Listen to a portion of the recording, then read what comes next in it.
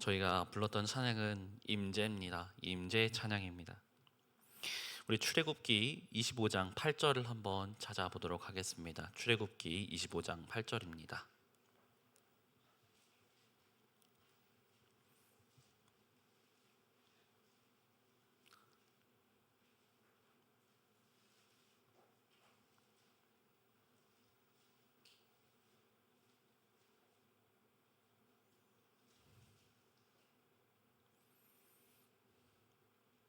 찾으신 분들은 한 목소리로 읽겠습니다. 시작. 내가 그들 중에 거할 성소를 그들을 지켜 나를 위하여 짓되. 아멘.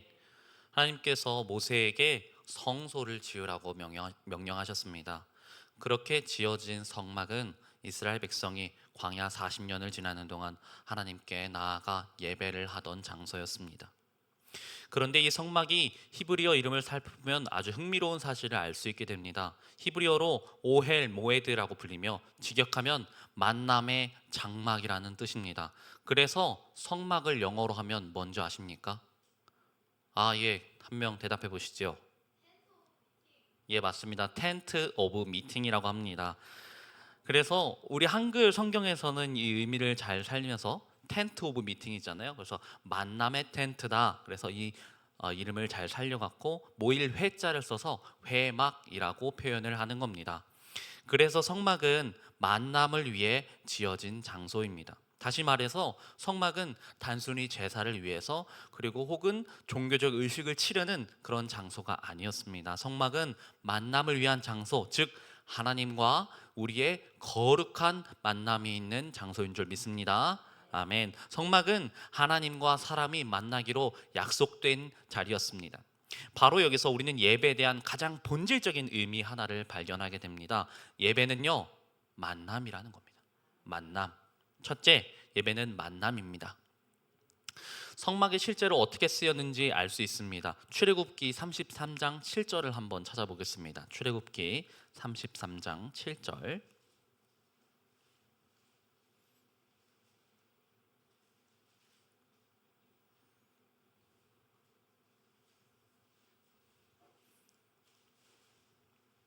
출애굽기 33장 7절입니다. 찾으신 분들은 한 목소리를 읽겠습니다. 시작. 모세가 항상 장막을 취하여 진 밖에 쳐서 진과 멀리 떠나게 하고 회막이라 이름하니 여호와를 앙모하는 자는 다 진 바깥 회막으로 나아가며. 아멘. 여기 서론에서 본 회막이라는 이름이 그대로 등장을 합니다. 그렇죠? 여호와를 사모하는 사람들은 바로 이 회막으로 다 나아갔습니다. 그렇다면 이 회막 안에서는 어떤 일이 벌어졌는가요? 이어지는 본문을 한번 읽어볼게요. 9절로 11절입니다. 출애굽기 33장 9절로 11절 한 목소리로 읽겠습니다. 시작. 모세가 회막에 들어갈 때에 구름 기둥이 내려 회막문에 서며 여호와께서 모세와 말씀하시니 모든 백성이 회막문에 구름 기둥이 섰음을 보고 다 일어나 각기 장막문에 서서 경배하며 사람이 그 친구와 이야기함 같이 여호와께서 모세와 대면하여 말씀하시며 모세는 진으로 돌아오나 그 수종자 눈의 아들 청년 여호수아는 회막을 떠나지 아니하니라. 아멘. 9절에 보시면요, 회막 안에서 여호와께서 모세에게 말씀하시는 장면이 나옵니다. 그런데요, 그냥 이야기하는 것이 아니라 11절 서두에 보시면은 친구와 이야기함 같이 라고 표현을 하였습니다. 이 표현이요, 우리 가슴 깊이 새겨야 될 줄로 믿습니다. 아멘. 이 표현이 우리 가슴 깊이 새겨져야 합니다. 회막에서의 만남은요, 하나님께서 말씀하시는 방법은 일반적인 통보나 가르침, 종교적 절차가 아닙니다. 친구와 마주 앉아서 이야기를 나누듯이 하나님과 모세가 대면하여 말씀을 나누었다라는 겁니다. 우리의 신앙생활도 이와 같이 되어야 될 줄을 믿습니다. 아멘. 여러분, 우리가 정말로 사랑하는 사람들을 만나러 갈 때를 한번 생각해 보십시오. 여러분들이 연애하던 때를 한번 생각해 보십시오. 그 만남에는요, 형식이 있는 게 아니에요. 그 형식이 있는 거 아니라 그 안에는 마음이 있습니다. 얼굴을 마주하고 눈을 바라보고 서로의 이야기를 듣고 합니다. 예배도 이와 같습니다. 우리가 매주 이 자리에 나오는 것은요, 정해진 종교 의식을 위한 것이 아니라 하나님을 만나기 위해 이 자리로 나와야 한다는 겁니다. 그리고 그 만남 속에 하나님은 우리에게 말씀하시고 말씀을 통해 우리에게 그 뜻을 전하시고 우리는 그 말씀을 듣습니다. 그래서 예배는 만남입니다. 둘째, 예배는 약속이 있는 만남입니다. 우리가요, 누구를 만날 때, 우리가 만남을 할 때, 친구 혹은 애인과 만남을 가질 때 아무 때나 되는 것은 아닙니다. 진정한 만남에는요, 항상 있는 것이 바로 약속입니다. 언제 만날까? 우리 어디서 만날까? 정하고 그 약속을 지킴으로써 만남이 이루어지고 성사가 되는 거죠. 회막에서의 만남도 그러했다라는 겁니다. 출애굽기 29장 42절로 43절을 한번 찾아보실게요. 출애굽기 29장 42절로 43절입니다.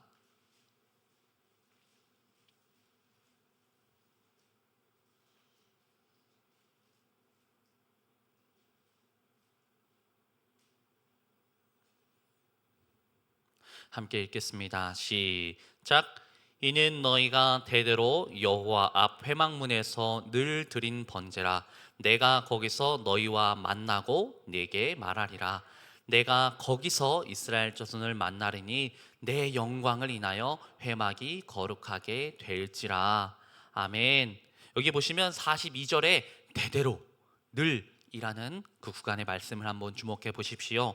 이것은 하나님께서 단 한 번 우연히 모세를 만나 대화를 나눈 것이 아닙니다. 하나님께서는 대대로 늘 그리고 정하신 그 자리에서 하나님의 백성들을 만나 주시겠다는 약속이 하셨습니다. 여러분, 우리가 누군가와 약속을 정하고요, 그 자리에 나가지 않으면 어떻게 되겠습니까? 그 사람은 우리를 계속 기다리고 있는데 우리는 그 약속을 잊은 채 다른 일에 몰두를 하고 있다면 그 만남은 아마도 지속되지 않을 것입니다. 지금 우리가 앉아있는 이 예배의 자리도 마찬가지입니다. 이 시간은 우연히 잡힌 시간이 아닙니다. 하나님께서 우리를 만나 주시기로 약속하신 시간과 동시에 우리가 그 약속에 따라 나온 시간입니다. 하나님은 늘 약속을 지키시는 분입니다. 그래서 예배는 약속이 있는 만남입니다. 우리는 어떻습니까? 우리는 이 약속을 잘 지켜나가고 있습니까? 우리가 여기서 생각해야 될 것은 약속을 잘 지킨다는 것이 단순히 그 시간에 그 자리에 몸을 가져다 놓은 그것만은 아니라는 사실입니다. 우리는 약속 시간에 맞춰 이 자리에 앉아 있을 수는 있지만 그러나 마음 한편으로 이미 마음과 생각이 다른 일에 가 있을 수 있습니다. 그렇다면 이것은 약속을 잘 지킨 것일까요? 진짜 약속을 잘 지킨다는 것은 몸뿐만 아니라 우리의 마음도 우리의 진정한 영혼도 이 자리에 함께 나와야 있어야 한다는 겁니다. 셋째, 우리 만남에는요, 사모함이 필요합니다. 만남에는 사모함이 있어야 합니다. 우리 만남의 자리에 어떻게 나아가야 할까요? 다시 모세의 모습을 한번 살펴보겠습니다. 33장 18절입니다. 자꾸 왔다 갔다 하지요. 33장 18절입니다. 한 목소리 읽습니다. 시작. 모세가 가로되 원컨대 주의 영광을 내게 보이소서. 아멘. 이때 당시는요, 모세는 이미 하나님과의 만남을 계속 이어나가고 있었습니다. 구름 기둥이 내려오고 친구처럼 대면하여 하나님과 말씀을 나누고, 그런데도요 모세는 거기서 멈추지 않습니다. 더 친밀한 하나님과의 관계로 들어가고 싶어 해서 주의 영광을 내게 보이소서 이렇게 간구하는 겁니다. 그는요 더 구합니다. 이미 충분해 보이는 그 자리와 그 시점에서 모세는 더 깊은 만남을, 더 친밀한 만남을, 하나님을 향한 사모함을 내비쳤습니다. 이것이 바로 만남에 우리가 갖춰야 될 마음가짐입니다. 아멘. 여러분, 우리가 누군가를 정말로 사랑하고 그리워한다면 그 사람을 만나러 가는 발걸음이 정말로 빨라지지 않을까요?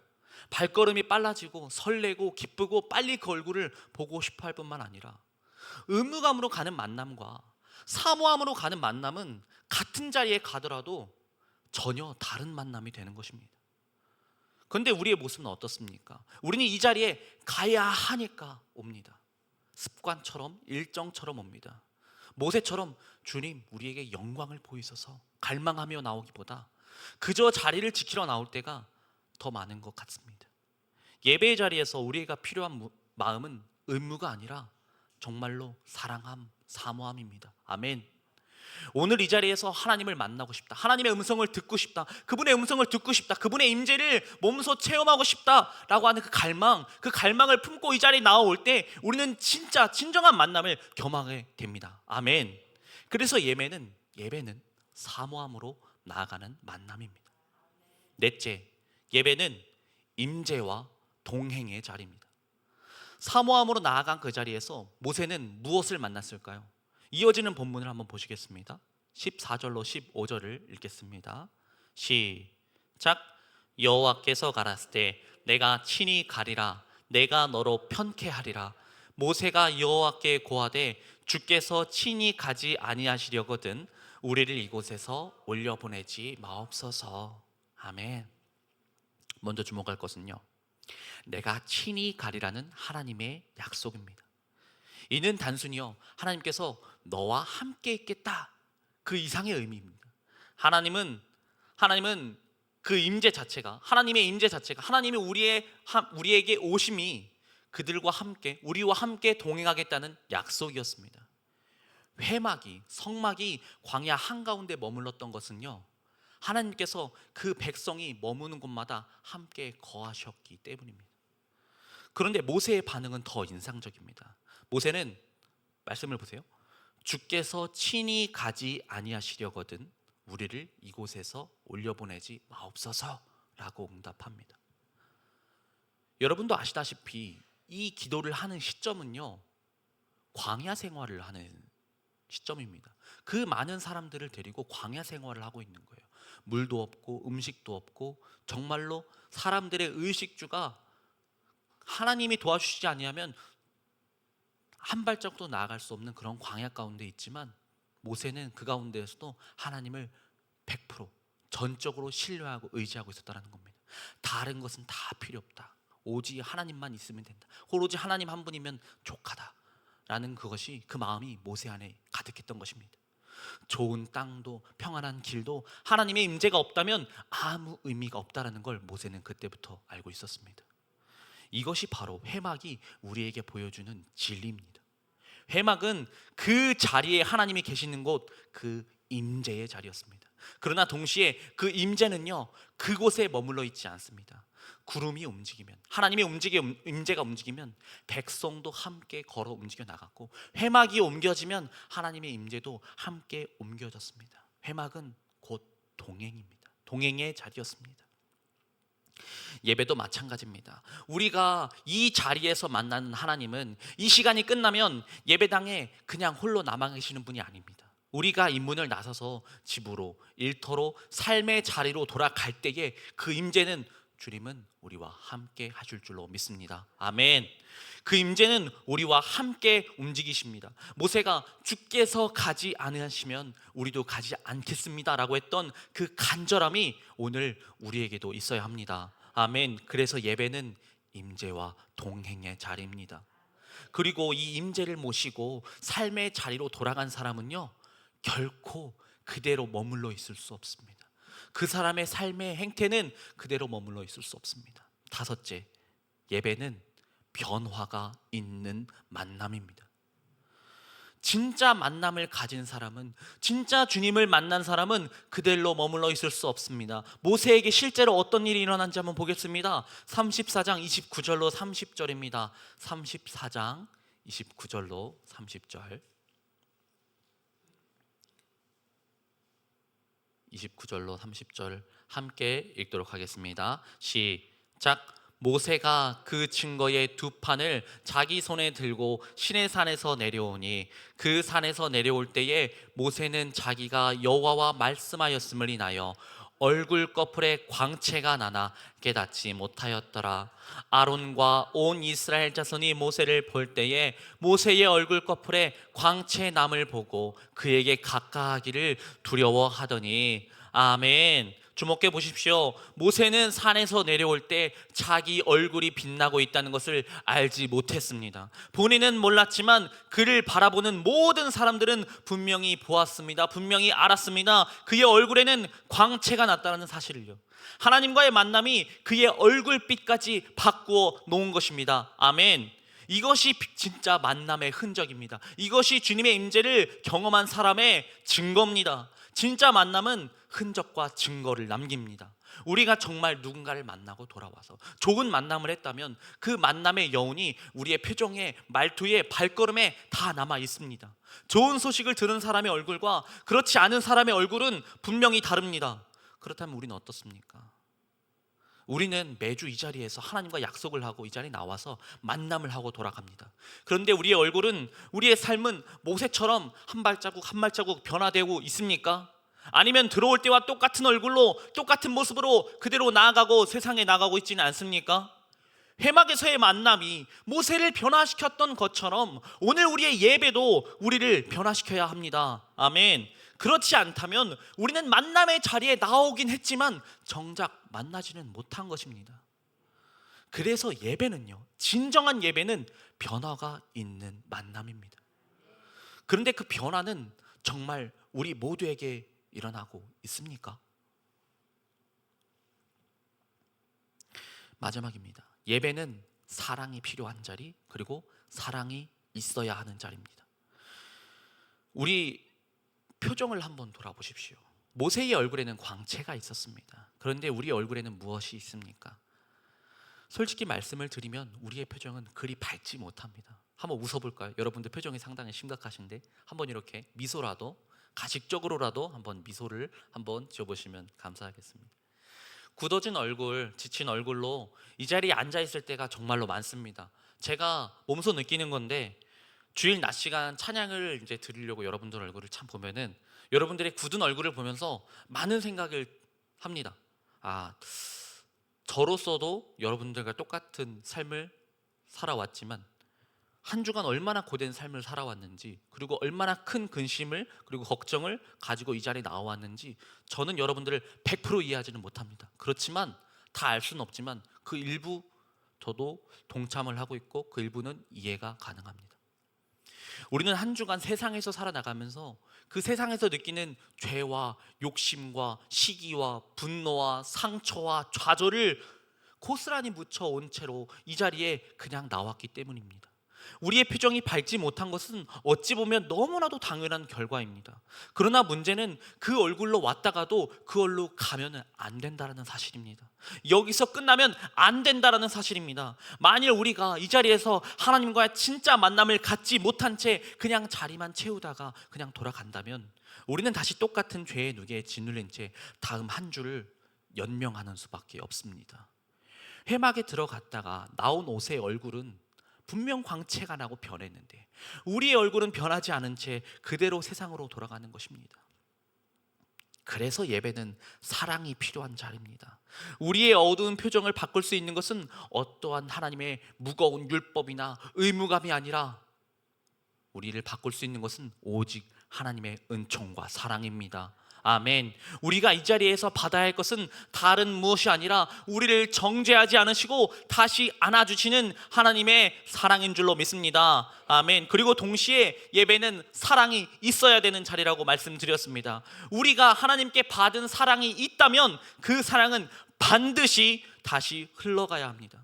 우리를 향한 진실한 사랑으로, 그리고 옆에 함께 앉아있는 형제와 자매를 향한 사랑으로 말입니다.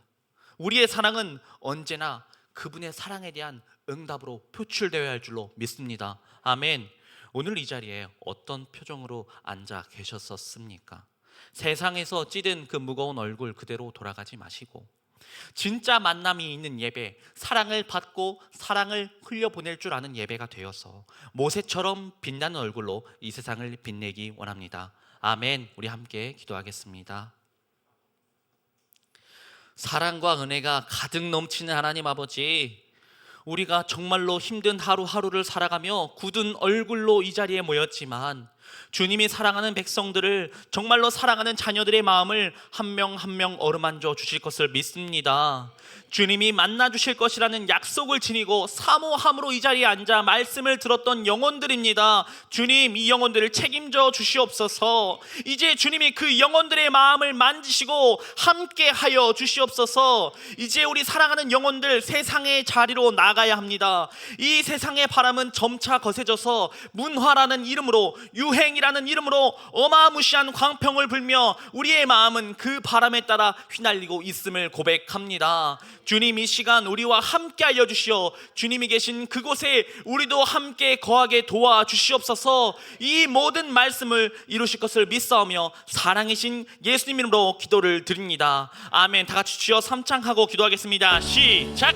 주여, 주여, 주여.